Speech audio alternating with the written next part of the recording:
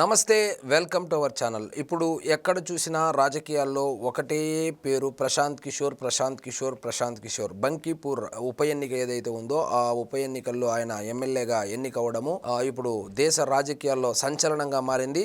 మరి ఈ సంచలనం యొక్క సాంద్రత ఎంత అనేటువంటి విషయాన్ని, నాకు అర్థమైన విషయాన్ని మీకు అర్థమయ్యేలాగా వివరించే ప్రయత్నం అయితే చేస్తాను.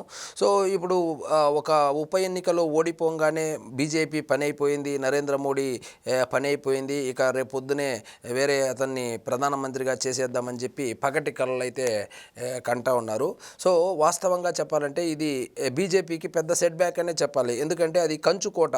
అక్కడ కొన్ని దశాబ్దాలుగా బీజేపీ అధికారంలో ఉన్నటువంటి ఒక నియోజకవర్గము, అది కూడా బీజేపీ అధ్యక్షుడైనటువంటి నితిన్ నబీన్కి సొంత నియోజకవర్గము కావడంతో అది రాజకీయంగా ఒక్కసారిగా చర్చలోకి అయితే రావడం జరిగింది. సో అసలు బీజేపీ ఎందుకు ఓడిపోయింది అనే దాన్ని లోతుగా ఆలోచిస్తే, ఏ రోజైతే అభ్యర్థిని మార్చారో ఆ రోజే ఓడిపోయారు. ఈరోజు నిన్న రిజల్ట్ వచ్చినప్పుడు కాదు, ఎప్పుడైతే ఆ అభ్యర్థిని మార్చారో, మొదట్లో ఒక అభ్యర్థిని అనుకుని ఆ అభ్యర్థిని మార్చి వేరే అభ్యర్థిని పెట్టారో ఆ రోజే బీజేపీ వాళ్ళు ఓడిపోవడం జరిగింది. బీజేపీ ఓటమికి, కర్ణుడి చావుకి 1,00,000 కారణాలు అన్నట్లు చాలా కారణాల వల్ల ఓడిపోయింది. ఇది యాక్చువల్గా ఉప ఎన్నిక అంటే, అది కూడా శాసనసభకు జరిగేటువంటి ఉప ఎన్నిక అంటే అది పూర్తిగా అభ్యర్థికి సంబంధించింది, అదేవిధంగా రాష్ట్రానికి సంబంధించింది. సో రాష్ట్రంలో ఉన్నటువంటి పరిస్థితులు కావచ్చు, అక్కడ ఆ నియోజకవర్గంలో ఉన్నటువంటి పరిస్థితులను బట్టి ఆ ఎన్నికలు ప్రభావితమై ఆ ఎన్నికలు జరుగుతాయి.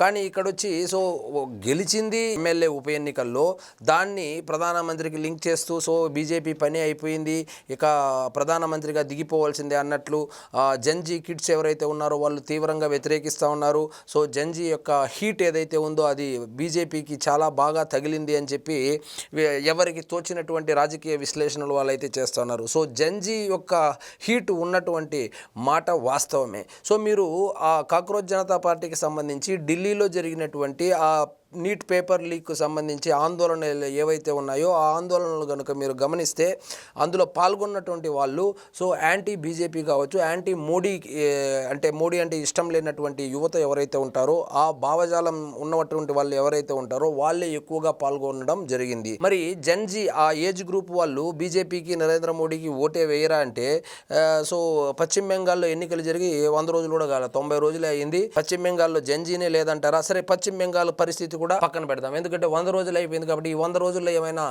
మార్పులు చేర్పులు జరిగిపోయాయి అంటే, మరి గుజరాత్లో 30,000 మెజారిటీతో గెలిచారు. అదే ఉప ఎన్నికల్లో మూడు చోట్ల జరిగింటే, గుజరాత్లో జరిగినటువంటి ఆ నియోజకవర్గం ఏదైతే ఉందో ఆ నియోజకవర్గంలో 30,000 మెజారిటీతో బీజేపీ గెలిచింది. మరి అక్కడ జంజీ కిడ్స్ లేరా? సో మన మధ్యప్రదేశ్లో జరిగినటువంటి ఉప ఎన్నికల్లో సో అక్కడ మూడో పార్టీ ఏదో చంద్రశేఖర్ ఆజాద్కు సంబంధించినటువంటి పార్టీ ఏదో పోటీ చేస్తే వాళ్ళు చీల్చేసినటువంటి ఓట్లు. అంటే కాంగ్రెస్ కూడా అక్కడ జంజీ కిడ్స్ యొక్క ప్రభావం ఉంటే 25% జంజీ కిడ్సే ఉన్నటువంటి నియోజకవర్గం అని చెప్తా ఉన్నారు కదా. మరి 25% జంజీ కిడ్స్ ఉన్నటువంటి చోట 6,000 మెజారిటీ ఎందుకు వస్తుంది? కాబట్టి సో జంజీ ప్రభావం ఉన్నమాట వాస్తవమే. కానీ ఇప్పటికిప్పుడు రాత్రికి రాత్రే నరేంద్ర మోడీ గారిని దించేసి వేరే వ్యక్తిని ప్రధానమంత్రిగా చేసేయాలన్న అంత ప్రభావం అయితే నాకైతే కనబడడం లేదు. ఎందుకంటే కాసేపు నరేంద్ర మోడీ గారిని పక్కన పెడితే ప్రధానమంత్రి అభ్యర్థిగా బీజేపీలోనే ఎవరూ కనపడడం లేదు. ఎందుకంటే వాళ్ళే ప్రధానమంత్రి అభ్యర్థి, తను వేరే అతను అని చెప్పి ప్రొజెక్ట్ చేసినటువంటి దాఖలాలు లేవు. ఇక ప్రతిపక్షాల పరిస్థితి సరే. సో ఇప్పుడు ఈరోజు నరేంద్ర మోడీ గారిని దించేస్తే ప్రధానమంత్రి అభ్యర్థిగా అసలు ఎవరున్నారు? సో రాహుల్ గాంధీని ప్రధానమంత్రి అభ్యర్థిగా ప్రకటిస్తే మిగిలినటువంటి ఇండియా కూటమిలో ఉన్నటువంటి, ఇండియా కూటమి ఉందా లేదో కూడా తెలియదు. ఎందుకంటే డిఎంకే అటుపోయా, ఆమ్ ఆద్మీ పార్టీ ఉందో లేదో తెలియదు, ఆమె దీది ఉందో లేదో తెలియదు, అసలు ఆ పార్టీలే లేవు, అసలు ఇండియా కూటమి అనేది ఇప్పుడు ఉందా లేదా అనేది ప్రశ్నార్థకము. సో ఇప్పుడేమైనా ప్రశాంత్ కిషోర్ నేతృత్వంలో ఇవన్నీ ఒక కూటమిలాగా ఏర్పడి ఏమైనా ఎన్నికలకు వెళ్తాయంటే ఏకాభిప్రాయాన్ని సాధించగలుగుతారా? పార్లమెంటు ఎన్నికల్లో మోడీకి ఆపోజిట్గా మేము పలానా అభ్యర్థిని పెట్టబోతున్నాము, మీ అమూల్యమైన ఓటును ఫలానా గుర్తుకేస్తే ఫలానా వ్యక్తి ప్రధానమంత్రి అవుతాడు అని చెప్పగలిగేటువంటి చరిష్మా ఉన్న ఉన్నటువంటి నాయకుడు నాకైతే కనపడడం లేదు. మరి మీకు కనబడతా ఉంటే కామెంట్ రూపంలో తెలియజేయండి. అంటే దయచేసి జగన్మోహన్ రెడ్డి గారు ఖాళీగా ఉన్నారు కదా, మరి ఇంకా ఆయన్ని పంపిద్దామని చెప్పి చెప్పొద్దండి. సో మనము లోతుగా గనుక ఆలోచిస్తే, సో నరేంద్ర మోడీకి ఆల్టర్నేటివ్ పర్సనాలిటీనే లేనప్పుడు వీళ్ళు ఎక్కడో ఏదో ఎన్నికల్లో ఓడిపోతే, అంటే ఎవడో సర్పంచ్ ఓడిపోతే ముఖ్యమంత్రి రాజీనామా చేయమన్నట్లుంది ఇది వ్యవహారము. కానీ ఒకటి మాత్రము ఇక్కడ బీజేపీ వాళ్ళు కూడా బీజేపీకి గట్టి దెబ్బ తగిలిందనే చెప్పాలి. అంటే చచ్చిపోలేదు, దెబ్బ అయితే తగిలింది. సో అది ఒక వార్నింగ్ బెల్ లాంటిది. సో మీరు ఇట్లే అహంకారంతో కళ్ళు నెత్తికెక్కి వెళ్తూ ఉంటే, సో పట్టించుకోకుండా వెళ్తూ ఉంటే ఈ సీన్ రిపీట్ అయ్యేటువంటి అవకాశం ఉంది. అదేవిధంగా రాత్రికి రాత్రే కాకపోయినా కొన్ని రోజుల్లో, కొన్ని నెలలు, కొన్ని సంవత్సరాలలో నరేంద్ర మోడీకి కూడా ఆల్టర్నేటివ్ ఏర్పడేటువంటి అవకాశం అయితే లేకపోలేదు అనేటువంటి ఒక పరిస్థితిని అయితే ఈ ఎన్నికల యొక్క ఫలితాలు అయితే చెప్పకనే చెప్పాయి. ఇప్పటికీ ప్రస్తుతానికి ఈ క్షణానికి నేను ఈ వీడియో చేసే టైంకి సో నరేంద్ర మోడీని అర్జెంటుగా దించేసి వేరే వాళ్ళని కూర్చోబెట్టేదో, లేకపోతే వచ్చే ఎన్నికల్లో నరేంద్ర మోడీ ఘోరాతి ఘోరంగా ఓడిపోతాడనో అలాంటి అపోహలు ఏవైతే ఉన్నాయో అవన్నీ కేవలం అపోహలు మాత్రమే. రాజకీయ పరిజ్ఞానం లేకుండా చేసేటువంటి వ్యాఖ్యలే కానీ లోతుగా ఆలోచిస్తే అటువంటి పరిస్థితి అయితే కనపడడం లేదు. సరే, వీళ్ళు చెబుతా ఉన్నట్లు మరి ఇంకా రాబోయేటువంటి ఎన్నికలు ఏవైతే ఉన్నాయో పంజాబ్ కావచ్చు, అదేవిధంగా ఉత్తరప్రదేశ్ కావచ్చు, ఉత్తరాఖండ్ కావచ్చు, ఇలాంటి పెద్ద పెద్ద రాష్ట్రాల్లో జరగబోయేటువంటి ఎన్నికల్లో వన్ సైడెడ్గా ఏమన్నా జరిగేటువంటి అవకాశాలు కనబడతా ఉన్నాయా? లేదే. ఒకటి గుర్తుపెట్టుకోవాలి, కాంగ్రెస్ బలపడితేనే బీజేపీ బలహీనపడుతుంది. ఏదో ప్రాంతీయ పార్టీ బలపడినంత మాత్రాన బీజేపీ బలహీనపడిపోతుందని అనుకుంటే అది నిజంగా రాజకీయ పరిజ్ఞానం లేని వాళ్ళు చేసేటువంటి వ్యాఖ్యలే. ఇప్పుడు తమిళనాడు తీసుకోండి, తమిళనాడులో బీజేపీకి మెయిన్ అపోనెంట్ డిఎంకే పోయింది, విజయ్ వచ్చాడు. అంతేగాని అక్కడ బీజేపీ వాళ్ళకి అక్కడ ప్రాధాన్యత లేదు కాబట్టి దాని గురించి పట్టించుకోవాల్సిన పని లేదు. సో పశ్చిమ బెంగాల్ విషయానికి వస్తే, పశ్చిమ బెంగాల్లో మమతా బెనర్జీ అని ఒక పెద్ద శక్తి ఎవరైతే ఉన్నారో ఆమెను ఏ విధంగా వాళ్ళు మట్టి గరిపించారో మనం చూసాము. సో అది జరిగి కూడా 100 రోజులు కూడా కాలేదు. 100 రోజులకు ముందే ఎన్నికలు జరిగితే ప్రత్యర్థి పార్టీలను పొల్లుగా ఎట్లా కొట్టారు బీజేపీ వాళ్ళు, అది మర్చిపోయి ఇప్పుడు సడన్గా జంజీ ఉద్యమం వచ్చేసింది, కాక్రోచ్లంతా బయటకు వచ్చేసింది, కాక్రోచ్ జనతా పార్టీ బలపడిపోతుంది. అది రాజకీయ పార్టీయో తెలీదు, లేకపోతే ట్రోల్ పేజీలో తెలియదు, అసలు వాళ్ళ జెండా ఏంది అజెండా ఏందో తెలియదు. వాళ్ళ అజెండా ఏంది, నీట్ పేపరు లీక్ అయింది, రాజీనామా చేయాలన్నారు, చేసేసినారు. సో మళ్ళీ ఇంకేమైనా కొత్త స్టంట్తో ముందుకు వస్తారా అనేది వేచి చూడాల్సిందే. సో ప్రస్తుతానికైతే కనుక ఏదో రాజకీయ అనిశ్చితి మొదలైపోయింది ఇండియాలో. సో నరేంద్ర మోడీ గారిని అర్జెంటుగా తొలగించి వేరే వాళ్ళని పెట్టాలనేదో, లేకపోతే నరేంద్ర మోడీనే ప్రధానమంత్రి అభ్యర్థిగా ఉంటే ఓడిపోతాడనేదో, అది నిజంగా అలాంటి ఆలోచనలు మాత్రం నిజంగా అది పకటి కలలే అవుతాయి.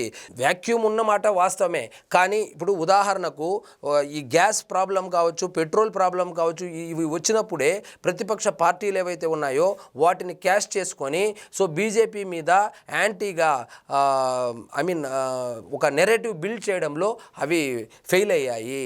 సో వచ్చినటువంటి సువర్ణ అవకాశాలంతా వదిలేసి ఇప్పుడు ప్రశాంత్ కిషోరు, మీరు కనుక చూస్తే అక్కడ బన్కీపూర్లో జరిగినటువంటి ఉప ఎన్నికల సరళినే పరిశీలిస్తే ఆయన ఎక్కువగా ఆర్జేడీ ఓటింగ్ కావచ్చు, నితీష్ కుమార్ పార్టీకి సంబంధించినటువంటి ఓటు బ్యాంకును గంపగుత్తగా కొట్టుకెళ్ళాడు.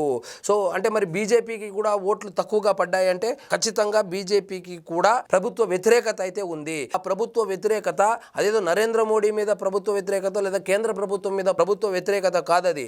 లోకల్గా ఉన్నటువంటి ఇప్పుడు ముఖ్యమంత్రిగా ఉన్నటువంటి వ్యక్తి ఎవరైతే ఉన్నారో ఆయన మీద కావచ్చు, లోకల్గా అక్కడ మొదట్లో అభ్యర్థిని ప్రకటించి ఆయన్ని తొలగించి వేరే అభ్యర్థికి ఇవ్వడం కావచ్చు, అదేవిధంగా ప్రశాంత్ కిషోర్ అక్కడి నుంచి పోటీ చేయడం కావచ్చు, ప్రశాంత్ కిషోర్ అక్కడ యాంటీ బీజేపీ కావచ్చు, యాంటీ మోడీ ఫ్యాక్టర్ ఏదైతే ఉందో దాన్ని కన్సాలిడేట్ చేసుకున్నటువంటి విధానం కావచ్చు, ఇవన్నీ ఆయనకు కలిసి వచ్చాయి.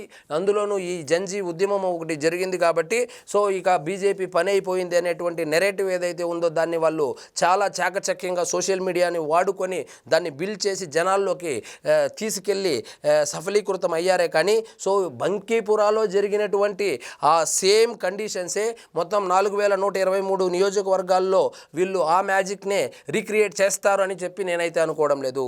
ఎందుకంటే రేపొద్దున ప్రత్యామ్నాయంగా ఈ బీజేపీకి ప్రత్యామ్నాయంగా మేమే అని చెప్పి ప్రశాంత్ కిషోర్ నేతృత్వంలో ఏదైనా ఫ్రంట్ లాంటిది ఏర్పడినా కూడా వాళ్ళలో ఏకాభిప్రాయం రాదు. వాళ్ళు సీట్లు ఇది పంచుకునే లోపల ఎన్నికలు అయిపోతాయి, మెరుపు వేగంతో ఎన్నికలు అయిపోతాయి, ఎవరు ప్రధానమంత్రి కూడా అయిపోతారు. కాబట్టి ఏకాభిప్రాయం అనేది అంత ఈజీ కాదు.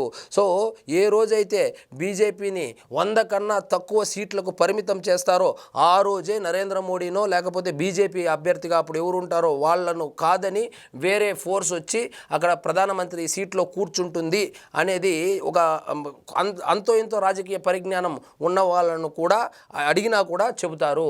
సో ఇప్పుడున్న పరిస్థితుల్లో బీజేపీకి ఎంత వర్స్ట్ కండిషన్లోనైనా 100 సీట్ల కన్నా తక్కువ వచ్చేటువంటి పరిస్థితి కనబడతా ఉందా? లేదే. మరి ఈ పగటి కలలు దేనికి?